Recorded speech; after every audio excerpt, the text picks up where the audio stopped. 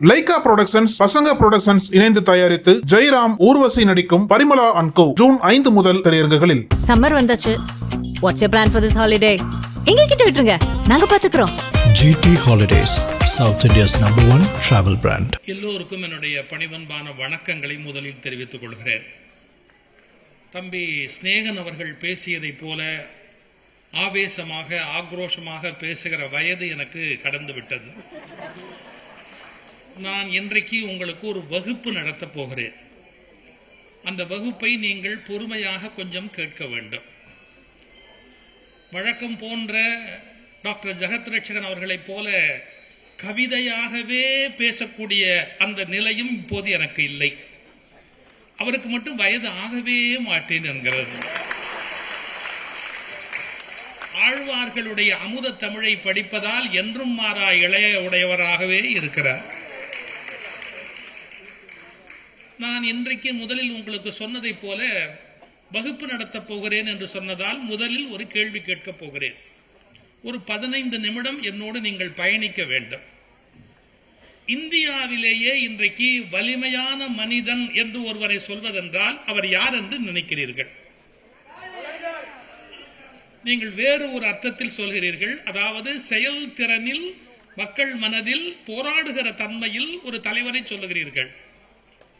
ஆனால் நான் சொல்வது அடக்கி எல்லாவற்றையும் நிறுத்தக்கூடிய ஒரு இந்திய அளவிலே இருக்கக்கூடிய ஒற்றை மனிதன் நீங்கள் அடையாளம் கண்டுபிடித்தீர்களா? நீங்கள் மீண்டும் மீண்டும் புகழ் பின்னாலேயே போகிறீர்களே ஒழிய உண்மையின் பின்னால் போவதற்கு பயணிக்க தொடங்கினால் மட்டும்தான் மீண்டும் உங்களால் எழுந்து நிற்க முடியும். நான் உங்களுக்கு வகுப்பு நடத்துகிறேன் என்று சொன்னேன். இன்றைக்கு உண்மையிலேயே இந்தியாவிலே மிக மிக வலிமையான ஒரே மனிதன் யார் தெரியுமா? மோகன் பகவத். நீங்கள் புரிந்து கொள்ள வேண்டும். உங்கள் எதிரி யார் என்று தெரியாத வரை நீங்கள் வெற்றி களத்தை ஒருபோதும் அடையாளம் காண முடியாது. இந்த நாடு யாருடைய கண்ணசைவின் பேரில் போய்கொண்டிருக்கிறது என்பதை பற்றிய புரிதல் இன்னும் தமிழ்நாட்டு மக்களுக்கு ஏற்படவில்லை.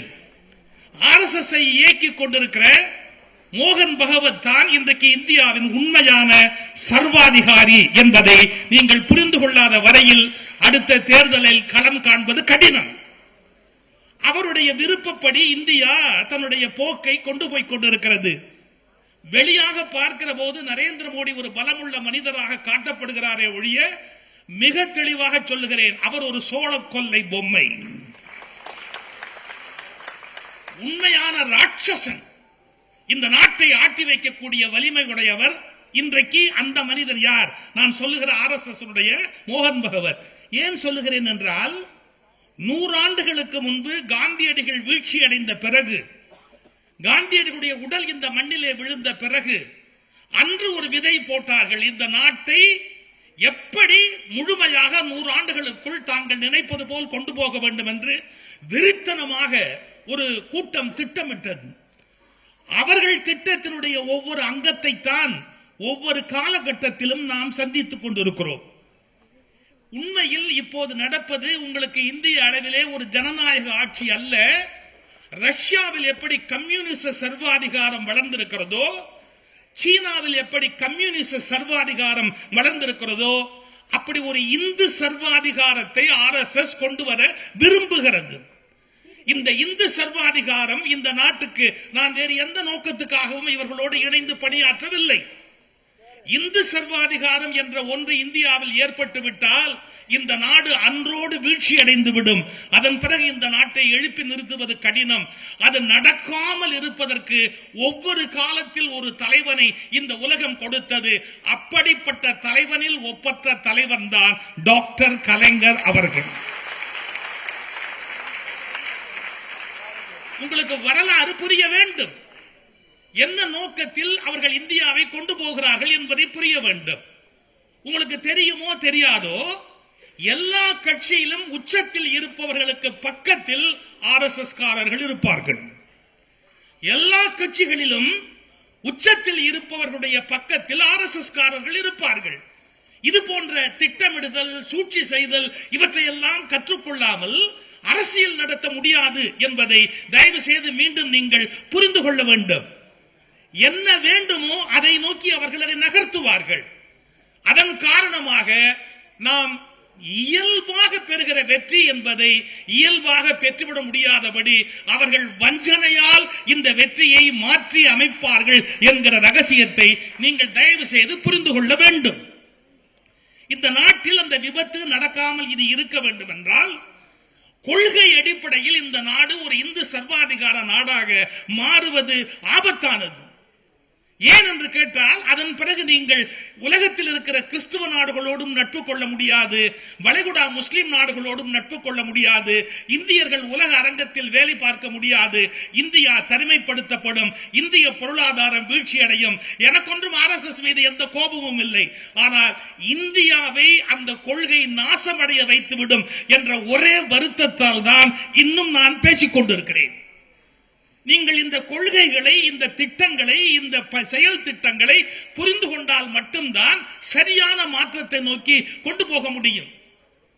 இப்போது கூட மிகுந்த மரியாதைக்குரிய நம்முடைய தளபதி அவர்கள் மிகுந்த மரியாதைக்குரிய மிகப்பெரிய ஒரு உச்ச நிலையில இருந்து மக்களால் அவர்கள் மீண்டும் மீண்டும் கொண்டாடப்பட வேண்டிய ஒரு பெரிய தலைவனாக இருந்திருக்க வேண்டிய ஒரு சூழல் விபத்து போல நழுவி போய்விட்டது. இதை நீங்கள் நன்றாக புரிந்து கொள்ள வேண்டும். அந்த காலகட்டத்தில் அவர்கள் ஒரு முடிவெடுக்கிறார்கள். என்ன முடிவெடுக்கிறார்கள்? தன்னுடைய கூடவே இருக்கிறவர்கள் கூட இப்போது அமைந்திருக்கிற ஒரு அரசனோடு இணைந்து பணியாற்றுவதற்கு அவர்கள் அனுமதி வழங்குகிறார்கள். இதை நீங்கள் எப்படி பார்த்துக் கொள்ள வேண்டும் என்று சொன்னால், எப்படிப்பட்ட சூழ்நிலை இந்தியாவில் உருவாக்கப்பட்டது? ஒரே வார்த்தை சொல்லுகிறேனே, இந்த தேர்தலில் யார் வென்றார் என்று உங்களால் சொல்ல முடியுமா? இந்த தேர்தலிலே யார் வெற்றி பெற்றார் என்று உங்களில் யாராவது சொல்ல முடியுமா?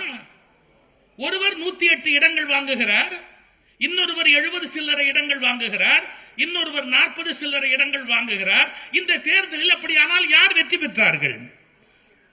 நீங்கள் உண்மைகளை புரிந்து கொள்ளாமல் உங்களால் அரசியல் நடத்த முடியாது. நான் அரசியல் கட்சி சார்ந்தவன் அல்ல, ஆனால் அரசியல் சிந்தனையாளன். நான் சொல்வதை நீங்கள் புரிந்து கொள்ள வேண்டும். இந்த தேர்தலில் வெற்றி பெற்றவர் அமித்ஷா மட்டுமே. இந்த தேர்தலில் வெற்றி பெற்றவர் அமித்ஷா மட்டுமே.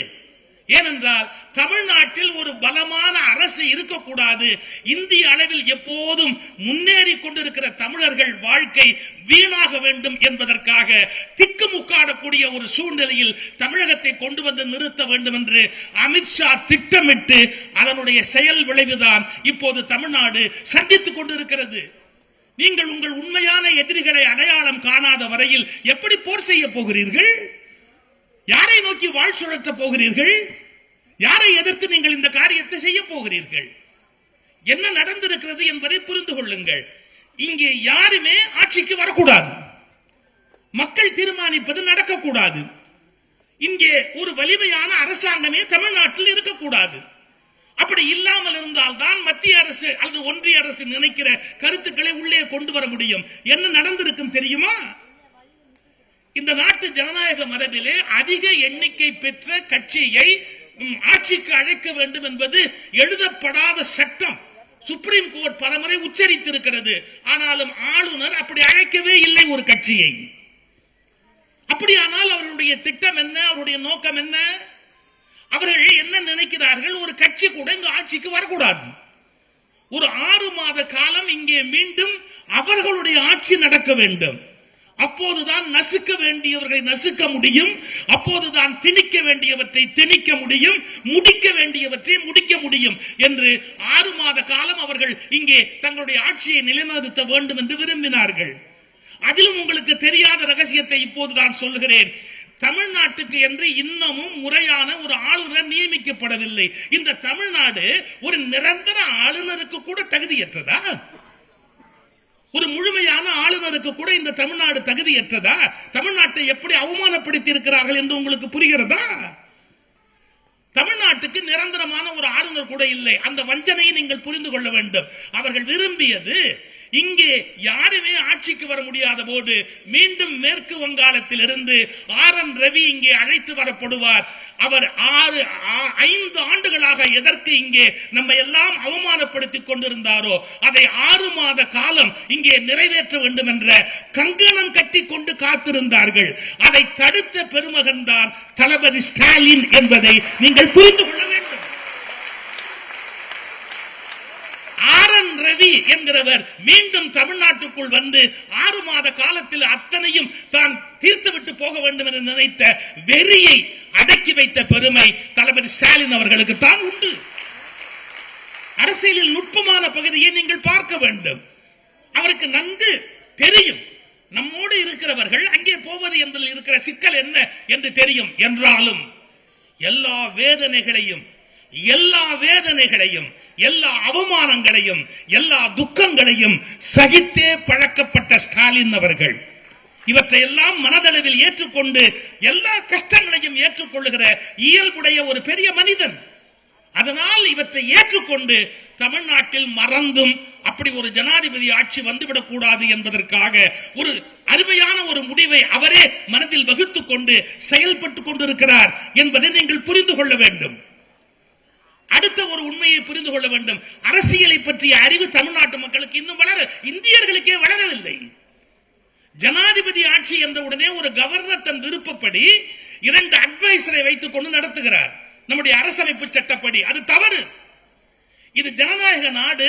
ஒரு தனி மனிதன் தான் விரும்பிய எண்ணப்படி ஆட்சி நடத்துவது சட்டத்தில் இருந்தாலும் அரசமைப்பு சட்டத்தில் இருந்தாலும் அது ஜனநாயக கோட்பாட்டுக்கு விரோதமானது. இப்போது நான் சொல்லுகிறேன், ஒரு மாநிலத்தில் ஜனாதிபதி ஆட்சியை கொண்டு வருவதாக இருந்தால் ஒற்றை ஆளுநருடைய உத்தரவுப்படி அங்கே எந்த ஆட்சியும் நடக்கக்கூடாது.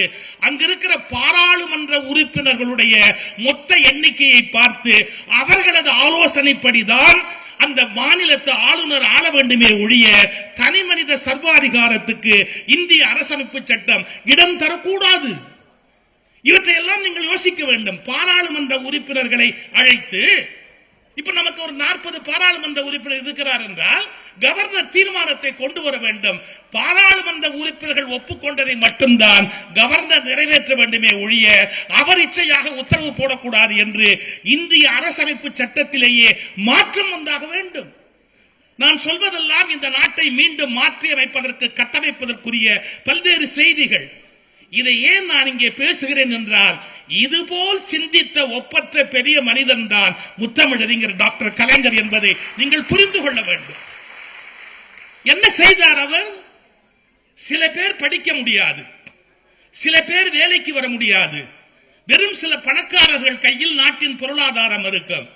மக்கள் எப்போதும் அஞ்சி அஞ்சி சாவார் என்பதை போல அவர்கள் ஒடுக்கப்பட்டவர்களாக எப்போதும் கீழே இருக்க வேண்டும். இதை மாற்றி அமைப்பதற்கு அந்த மனிதன் பட்ட பாடு என்ன என்பது நான் மீண்டும் சொல்லுகிறேன். அவர்களை கைதூக்கி விடுவதற்கு அந்த மனிதன் பட்ட பாடு என்பதை அவர்களில் பலரே மறந்து போனார்கள். அவர்களில் பலரே தாங்கள் பெற்ற உயரங்களுக்கெல்லாம் இந்த மனிதன் தான் காரணம் என்கின்ற அடிப்படை உணர்வு கூட இல்லாமல் போய்விட்டார்கள். இந்த மனிதன் இந்த தமிழ்நாட்டுக்குள் வராமல் இருந்திருந்தால் பல பேர் கிராமங்களில் ஆடு மாடுகளை மேய்த்துக் கொண்டுதான் இருந்திருக்க வேண்டும். அவர்கள் வாழ்வின் மிக உயர்ந்த இடங்களை ஒருபோதும் அடைந்திருக்க முடியாது. உயர் நீதிமன்றங்களிலும் வேறு பல இடங்களிலும் இன்றைக்கு பல தமிழர்கள் கோலோச்சுவதற்கு மூல காரணமாக இருந்தது பேரறிஞர் அண்ணாவின் சித்தாந்தம், டாக்டர் கலைஞரின் செயல்பாடு. இதையெல்லாம் புரிந்து கொண்டால் தான் நாம் சரியான ஒரு அரசியல் வகுப்பை நீங்கள் கற்றுக்கொண்டதாக ஆக முடியும். இப்போது நான் வேறு ஒரு செய்தியை உங்களுக்கு முன்பு நான் சொல்லுவதற்கு விரும்புகிறேன். அண்மையிலே நடைபெற்ற தேர்தலில் ஒருவர் வென்றது அல்லது வென்றது போல் காட்சியளிப்பது அல்லது வென்றது போல் உங்களுக்கு கட்டமைக்கப்பட்டது, இப்படி எத்தனையோ வார்த்தைகளை நீங்கள் பயன்படுத்தலாம். ஆனால் நான் உங்களுக்கு ஒன்று சொல்லுகிறேன், அது எவ்வளவு பெரிய விபத்து என்பதை புரிய வைப்பதற்கு ஒரு உண்மையை உங்களுக்கு நான் புரிய வைக்கிறேன். என்னுடைய மருத்துவர் ஒருவர், அவர் ஒரு முறை வருத்தப்பட்டு ஒரு செய்தி சொன்னார். நான் அவருடைய மருத்துவமனையில் காத்திருந்தேன். அவர் வருவதற்கு தாமதமாயிற்று. என்னையா எங்க போயிட்டீங்க, இவ்வளவு நேரம் ஆச்சே காணுமே அப்படின்னு. அவர் சொன்னாரு, எங்க வீட்டுல வேலை பார்க்கிற அம்மா அந்த வேலை பார்க்கிற அம்மாவோட பையன் விஷம் குடிச்சுட்டு ஆஸ்பத்திரியில படுத்துட்டான். விஷம் குடிச்சு சாவறதுக்கு போயிட்டான். கடைசியில் அப்படி இப்படி கொண்டு போய் ஆஸ்பத்திரியில போட்டிருக்கிறாங்க. அதனால நான் அங்க போய் பார்த்து எல்லா ஏற்பாடும் பண்ணி அவனை காப்பாத்துறதுக்கு எல்லாம் பண்ணிட்டு அப்புறமா நான் இங்க வர்றேன் அப்படின்னார். சுஷு அப்படியா, ஏன் விஷம் குடிச்சான் அப்படின்னு கேட்டேன். எதுக்காக விஷம் குடிச்சான்? இல்ல அவன் காதலிச்சான், காதலிச்ச பொண்ணை கல்யாணம் பண்ணணும்னு சொன்னான். அவங்க வீட்லயும் ஒத்துக்கல, பொண்ணு வீட்லயும் ஒத்துக்கல, ஆனா விஷத்தை குடிச்சிட்டான். சரி இப்ப என்ன நடந்திருக்குது அப்படின்னு கேட்டேன். இனிமே அவன் உயிரோட இருந்தும் வேஸ்ட். என்னது அவன் உயிரோட இருந்தும் வேஸ்ட்? ஏன்? காப்பாத்திட்டோம், இங்கேருந்து குடல் வரைக்கும் வெந்து புண்ணா போயாச்சு, சாப்பிடவே முடியாது. விஷம் குடிச்சு இங்கேருந்து இங்க வரைக்கும் வெந்து அவன் சாப்பிடவே முடியாது. நான் ஏன் இதை சொல்றேன், நீங்க பொறுமையா கேட்கணும். சாப்பிடவே முடியாது. இனிமே அவன் இருக்கிறது ஒண்ணுதான், செத்து போறதும் ஒண்ணுதான். நீங்க அந்த பையனை கேட்க கூடாதா, ஏண்டா அப்படி விஷம் குடிச்சியே, நீ இப்படி பண்ணலாமாடான்னு கேட்டேன் சார். அவன் சொன்னதை கேட்டு நான் அப்படியே அதிர்ச்சியில உட்கார்ந்துருக்கேன். என்ன, எல்லா சினிமாவிலையும் காதலிப்பாங்க, பெற்றோர் எதிர்த்த உடனே விஷம் குடிப்பாங்க. அந்த விஷம் குடிச்ச உடனே பெத்தவங்க எல்லாம் மனசு மாறி உடனே ரிஜிஸ்டர் ஆபீஸ் கூட்டிட்டு போய் மாலை போடுவாங்க. கல்யாணம் ஆகி சுபம் அப்படின்னு அந்த படத்தோட கடைசி காட்சி முடியும். அதுதான் நடக்கும்னு நினைச்சு நானும் விஷம் குடிச்சேன் அப்படின்னு சொன்னான்.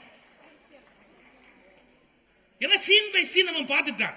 முதல் சீன் இவங்க காதலிப்பாங்க, ரெண்டாவது சீன் அப்பா அம்மா எதிர்ப்பாங்க, மூணாவது சீன் அவன் விஷம் குடிப்பான், நாலாவது சீன் ஆஸ்பத்திரி கூட்டு போவாங்க, அஞ்சாவது சீன் உடனே அவங்க எல்லாரும் சேர்ந்து சேர்த்து வச்சிருவாங்க. எனக்கு கல்யாணம் ஆயிடும்னு நினைச்சேன். இவர் சொன்னாரு, சாப்பிடவே முடியாதுடா உன்னால, குடலே வெந்து போச்சு, உனக்கு வாழ்க்கையே இனிமே கிடையாதுடா, என்னடா இப்படி பண்ணிட்டியேன்னு. இந்த காட்சிகள் எப்படி நிஜமாக நம்பப்பட்டதோ அப்படி இப்போதைக்கு தமிழ்நாடு விஷம் குடித்திருக்கிறது.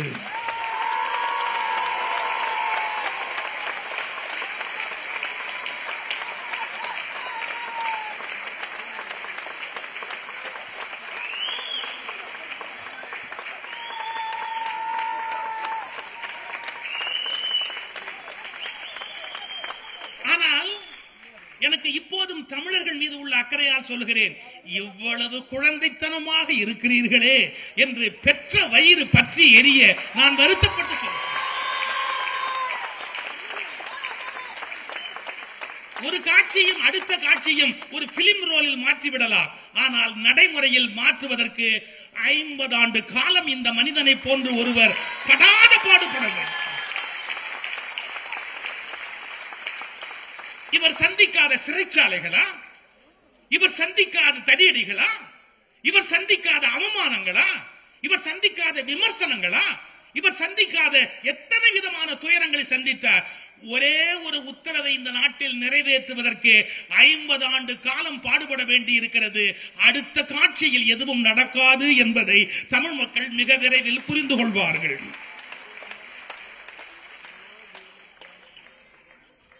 டாக்டர் கலைஞர் எத்தனையோ இலக்கியங்கள் எழுதினார், தொல்காப்பியத்துக்கு உரை எழுதினார், நிறைய கவிதைகள் எழுதினார், நிறைய நூல்கள் எழுதினார்.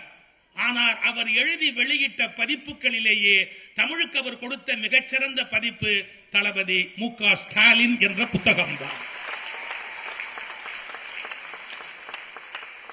என்ன நிதானம், எந்த சூழ்நிலையிலும் தடுமாறாத குணம், இவ்வளவு பெரிய தன்னுடைய, அதாவது இதை போல் ஒருவர் தன் தொகுதிக்கு பாடுபட முடியாது என்று அவ்வளவு கண்ணுக்கு கண்ணாக வளர்த்தும் அதிலிருந்து தான் இப்படி அடைய வேண்டிய வெற்றியை அடைய முடியாத போது கூட இம்மி கூட அசராமல் மறுநாள் அந்த மக்களை போய் பார்த்து வரக்கூடிய ஒரு பண்பு.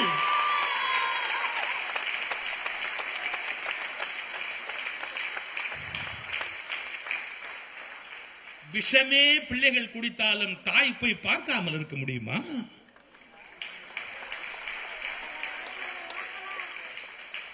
எப்படியாவது மீண்டும் விஷம் குடித்த பிள்ளையை காப்பாற்ற வேண்டும் என்று பெற்ற மனம் தவிக்காதா?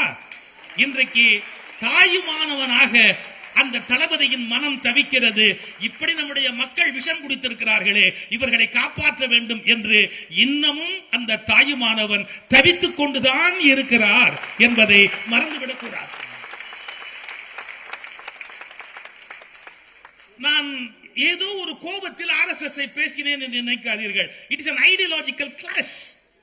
திராவிட இயக்கம் என்பது பேரறிஞர் அண்ணாவால் பெரியாரிடமிருந்து எதற்கு தோற்றுவிக்கப்பட்டது? இந்தியா விடுதலை அடைந்த போது உச்சத்திலே இருந்தது இந்திய தேசிய காங்கிரஸ். அந்த இந்திய தேசிய காங்கிரசுக்கு சவாலாக இருந்தது ரெண்டு. ஒன்று மதத்தை அடிப்படையாக கொண்ட RSS, இன்னொன்று சமூக சீர்திருத்தத்தை அடிப்படையாக கொண்ட தந்தை பெரியார். இது ரெண்டு தான் இந்திய தேசிய காங்கிரசுக்கு அப்போது சவால்.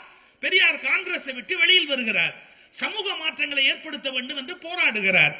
அப்போது அதே போல அவர்கள் இந்து மதத்தை அடிப்படையாக வைத்துக் கொண்டு மதம் சார்ந்த நாடாக இதை மாற்ற வேண்டும் என்று ஒரு கொள்கையை வகுக்கிறார்கள். மறந்து விடாதீர்கள், இந்திய விடுதலைக்கு பிறகு இரண்டு இயக்கங்கள் தான் வலிமையானவை.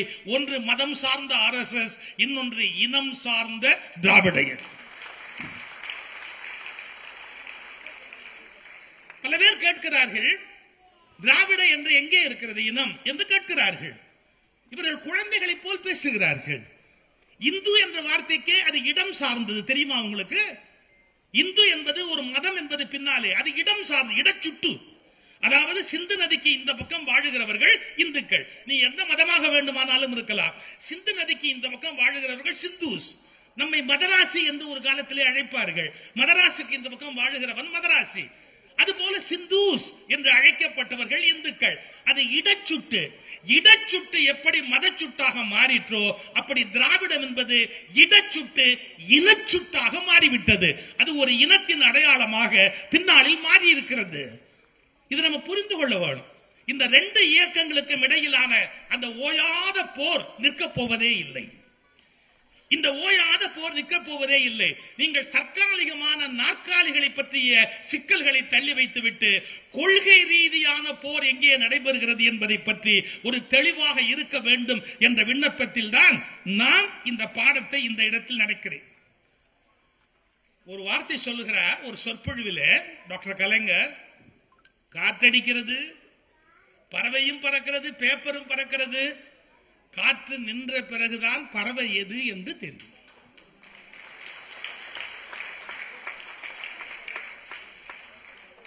எவ்வளவு துன்பத்திலும் பறக்க முடியும். காற்று நின்ற பிறகுதான் எது பறவை. நின்று பிடிக்கக்கூடிய ஆற்றல் பறவைக்கு உண்டு, பேப்பருக்கு கிடையாது. காற்றடிக்கிறது, பறவையும் பறக்கிறது, பேப்பரும் பறக்கிறது. காற்று நின்ற பிறகுதான் பறவை தளபதி ஸ்டாலின் என்பது தெரியும்.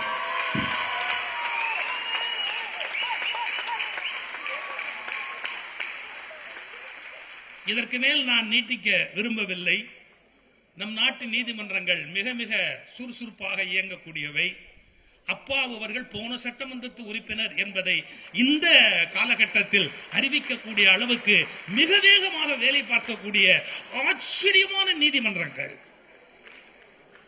எல்லாரையும் அந்தந்த நேரத்தில் வேலையை முடி என்று உத்தரவு போடுவார்கள். அவர்கள் மட்டும் எப்போது சௌகரியமோ அப்போதுதான் தங்களுடைய தீர்ப்புகளை எழுதுவார்கள்.